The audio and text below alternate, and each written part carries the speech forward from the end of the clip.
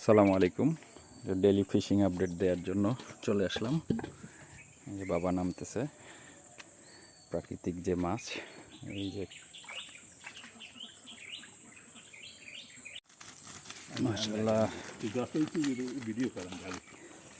Wow wow মাশাআল্লাহ। আজকে তো